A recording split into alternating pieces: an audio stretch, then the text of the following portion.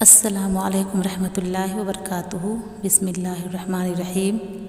آج ہم ایک ایسی حدیث کو سنتے ہیں جس میں یہ بتایا گیا ہے کہ ہمارے کون کون سے ایسے کام ہیں جن کو کرنے سے ہمیں صدقہ دینے کا اجر و ثواب ملتا ہے۔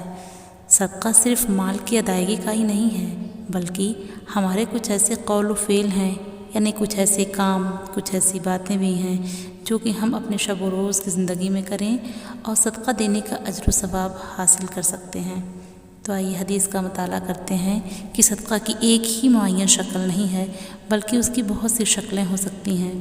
حضرت ابو موسیٰ اشعری رضی اللہ تعالیٰ عنہ سے روایت ہے کہ نبی کریم صلی اللہ علیہ وسلم نے فرمایا، ہر مسلمان پر صدقہ ہے۔ صحابہ رضی اللہ عنہ نے عرض کیا، اے اللہ کے رسول، جس کے پاس کچھ نہ ہو؟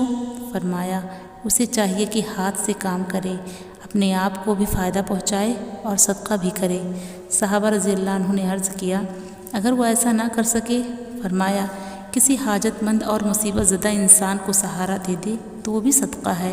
صحابہ نے پھر عرض کیا، اگر وہ ایسا بھی نہ کر سکے؟ تو فرمایا، اسے چاہیے کہ نیکی کا حکم دے اور برائی سے رک جائے، اور یہی عادت اس کا صدقہ ہے۔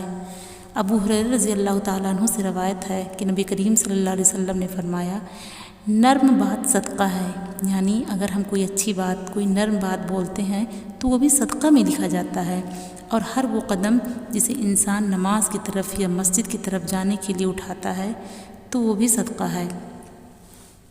نبی کریم صلی اللہ علیہ وسلم نے فرمایا، انسان کے جسم میں 360 جوڑ ہیں اور ان میں سے ہر جوڑ کا صدقہ کرنا اس کے لیے ضروری ہے۔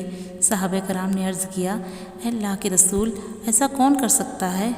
فرمایا، مسجد میں اگر رینٹ پڑا ہو اور تم اسے دبا دو، یا راستہ میں کوئی تکلیف دہ چیز پڑی ہو اور تم اسے ہٹا دو تو یہ بھی صدقہ ہے۔ اگر تم یہ نہ کر سکو تو چاشت کی 2 رکعتیں نماز تمہارے لیے کافی ہیں، یعنی اگر ہم چاشت کی 2 رکعت نماز ہی پڑھ لیں تو وہ بھی ہمیں صدقے کا اجر و ثواب دیتی ہیں۔ حضرت ابو ذر رضی اللہ تعالیٰ عنہ سے روایت ہے کہ نبی کریم صلی اللہ علیہ وسلم کی خدمت میں عرض کیا، میں کہاں سے صدقہ کروں؟ ہمارے پاس کوئی مال نہیں ہے۔ فرمایا، صدقات کے دروازوں میں سے یہ ہے کہ تم اللہ اکبر، سبحان اللہ، الحمدللہ، لا الہ الا اللہ اور استغفر اللہ کہو، نیکی کا حکم دو، برائی سے منع کرو، لوگوں کے راستہ سے کانٹا یا ہڈی یا کنکر اٹھا دو، کسی نابینا کو راستہ بتا دو، کسی بہرے اور گونگے کو بات سمجھا دو، اگر کسی شخص کو کوئی چیز تلاش کرتا ہوا پاؤ اور تم اس کی جگہ جانتے ہو تو اسے بتا دو، کسی مصیبت زدہ اور مدد کے محتاج کی امداد کے لیے جلدی کرو، کسی کمزور کو اپنے بازوؤں سے اٹھاؤ اور اس کی مشکل آسان کرو۔ یہ تمام چیزیں تمہارے اپنے آپ پر صدقہ ہیں، اور تمہارے لیے اپنی بیوی سے ملاپ میں بھی اجر ہے۔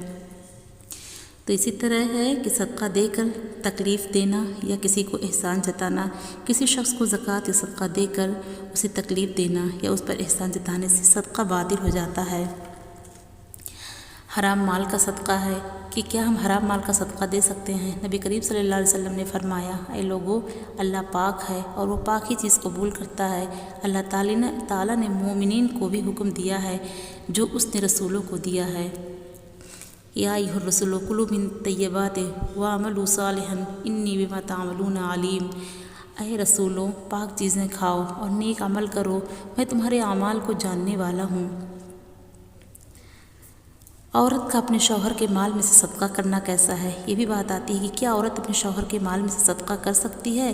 تو اگر عورت کو اپنے خاوند کی رضامندی کا علم ہو تو اس کے مال سے صدقہ کر سکتی ہے، ورنہ نہیں۔ نبی کریم صلی اللہ علیہ وسلم نے فرمایا، 3 شخص ایسے ہیں کہ قیامت کے روز اللہ تعالیٰ نہ ان سے کلام کرے گا، نہ ان کی طرف دیکھے گا اور نہ انہیں پاک کرے گا، اور ان کے لیے دردناک عذاب ہوگا۔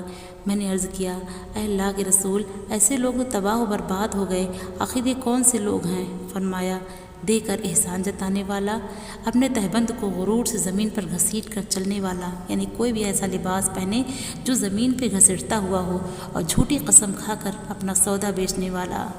اللہ تعالیٰ ہمیں ان سب چیزوں سے پناہ دے اور اپنے رحم و کرم کے نیچے رکھے، آمین۔ السلام علیکم ورحمۃ اللہ وبرکاتہ۔